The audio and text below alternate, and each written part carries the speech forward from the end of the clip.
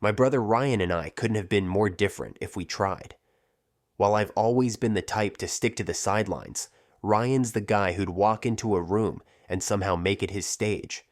But that night, the night it all began, was different. Ryan wasn't himself. He was drunk. Not the happy-go-lucky kind of drunk either. He'd just lost the biggest contract of his career, something he'd been working on for months. To make it worse, he had no idea how he ended up at some seedy nightclub downtown. He's the type who usually goes for rooftop bars and craft cocktails, not pounding bass and sticky floors. As for me, well, I was there because I'd been dragged out by some friends. I didn't even know Ryan was there until I spotted him slumped at a corner table, nursing what looked like his third or fourth whiskey. That's when I saw her, Caitlin. She was at the bar, laughing too loudly, leaning a little too close to some guy, and flipping her long chestnut hair over her shoulder in that calculated way girls do when they know someone's watching. She was stunning, no denying that. But there was something about her, even then, that felt slippery, like trying to hold water in your hands. By the time I reached Ryan, Caitlin was already making her move. She slid onto the stool next to him with a drink in hand, flashing this disarming smile.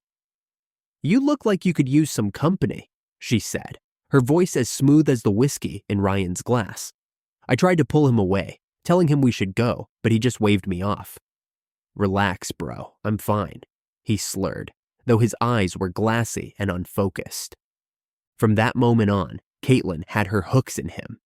Over the next few weeks, she transformed from some random girl at a club to the one. At first, I didn't think much of it.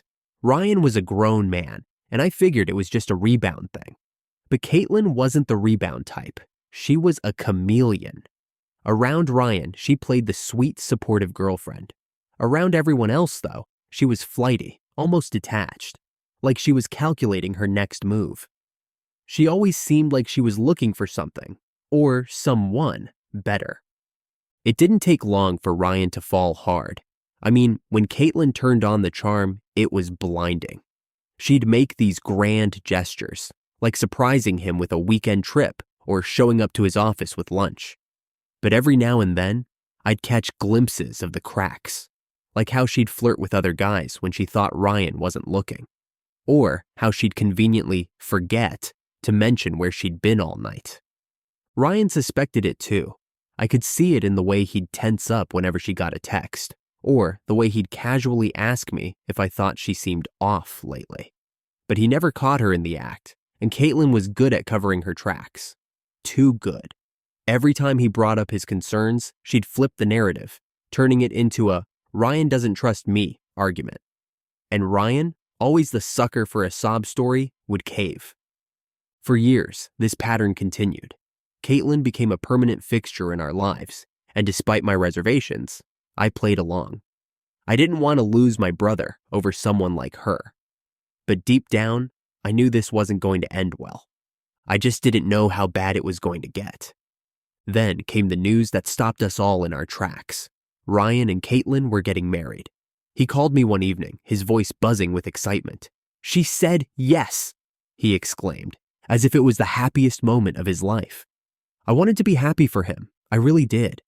But all I could think about was how many times he'd come to me, his voice low and uncertain, asking if I thought Caitlin was cheating on him.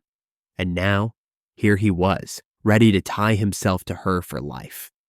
The wedding planning was a whirlwind. Caitlin threw herself into it with gusto, turning what should have been a joyful occasion into a showcase of her ability to command attention. She micromanaged everything, from the floral arrangements to the seating chart, leaving Ryan to foot the bill without a second thought. To her credit, she had an eye for detail. By the time the big day arrived, the venue looked like something out of a movie.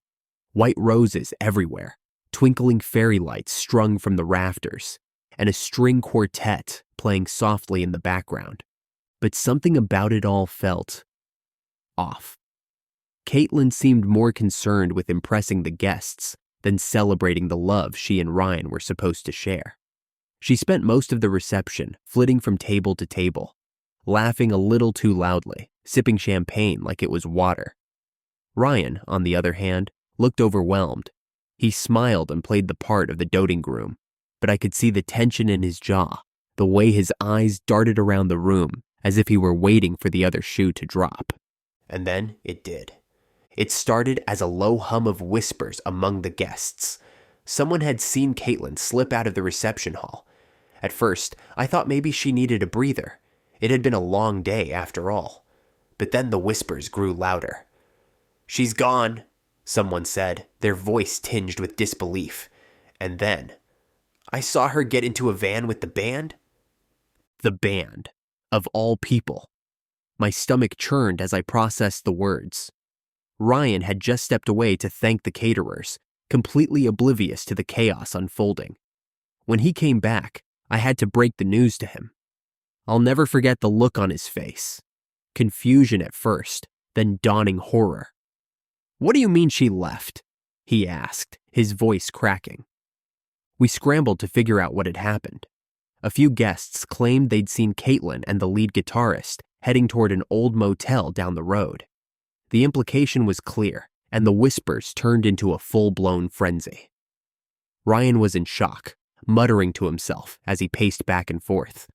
I wanted to go after her, drag her back, but Ryan stopped me. "No," he said, his voice hollow. "If she doesn't want to be here, I'm not going to force her." Hours later, Caitlin returned, her makeup smudged and her hair a mess. She claimed nothing had happened, that she just needed some air, and her friend from the band had given her a ride. But the damage was done. The guests were already leaving, the wedding a disaster. And Ryan? He just stood there, staring at her like he didn't even recognize her anymore. Against all odds, Ryan decided to forgive her. It wasn't immediate, of course. For days after the wedding, he barely spoke. When he finally called me, his voice was strained but resolute. "I can't just throw it all away," he said. "People make mistakes." I wanted to scream at him, shake some sense into him, but I knew it wouldn't help. Ryan had always been the forgiving type, the kind of person who saw the best in people even when they didn't deserve it. And Caitlin? She knew exactly how to play that to her advantage. She came over to his place, eyes red and puffy, and delivered an Oscar-worthy performance. I was scared, she sobbed. The wedding, the commitment, it all felt so overwhelming. I didn't know how to handle it. Ryan bought it. Hook, line, and sinker. He took her back, against my advice and the judgment of pretty much everyone who knew what had happened. They decided to take things slow, to rebuild the trust, as Caitlin put it. But I couldn't shake the feeling that this wasn't the end of the story. Caitlin was too cunning, too self-serving to let things rest. And Ryan? He was too blinded by love to see what was coming. For a while, things seemed to settle down. Caitlin went out of her way to prove she was committed, cooking dinners, planning date nights, and even suggesting couples therapy. Ryan started to relax, to believe that maybe, just maybe, they could make it work. But I wasn't convinced. I kept waiting for the other shoe to drop. And when it did, it hit harder than I ever could have imagined. It happened late one Friday night. Ryan and I were supposed to meet up for drinks, something we hadn't done in ages. I waited at the bar for over an hour, but he never showed. My calls went straight to voicemail, and I started to worry. Just as I was about to head to his place, my phone buzzed with a text from him. "Come over. Need you." When I got to his apartment, the place was in shambles. Ryan was sitting on the couch, staring blankly at his phone. He didn't even look up when I walked in. "She's gone," he said, his voice barely above a whisper. "She took everything." I didn't understand at first, but then he handed me his phone, showing me a string of messages from Caitlin. She'd left while he was at work, cleaning out their joint account and taking most of the furniture. She'd even maxed out his credit cards. The kicker? She'd run off with the same guitarist from the wedding. Ryan was devastated. All those years of giving her the benefit of the doubt, of forgiving her, of believing she could change, it had all been for nothing. And me? I was furious. Furious at Caitlin for using him, and furious at Ryan for letting her. But most of all, I was heartbroken for my brother, who'd finally had to face the truth he'd been avoiding for so long. In the weeks that followed, Ryan began to rebuild. It wasn't easy, and there were plenty of dark days. But eventually, he started to find himself again. He cut ties with Caitlin for good, even filing a police report to try to recover some of the money she'd stolen. And while it took time, he learned to forgive himself for falling for her lies. As for Caitlin, she disappeared as quickly as she'd come into our lives. Last I heard, the guitarist had dumped her, and she was trying to cozy up to some new guy. But that wasn't our concern anymore. Ryan was free, finally free, and that was all that mattered. Sometimes I think back to that night at the club when it all began. If only I'd dragged Ryan out of there. If only I'd tried harder to stop him from falling for her. But then I remind myself that some lessons can't be taught, they have to be lived. And Ryan, he'd learned his the hard way.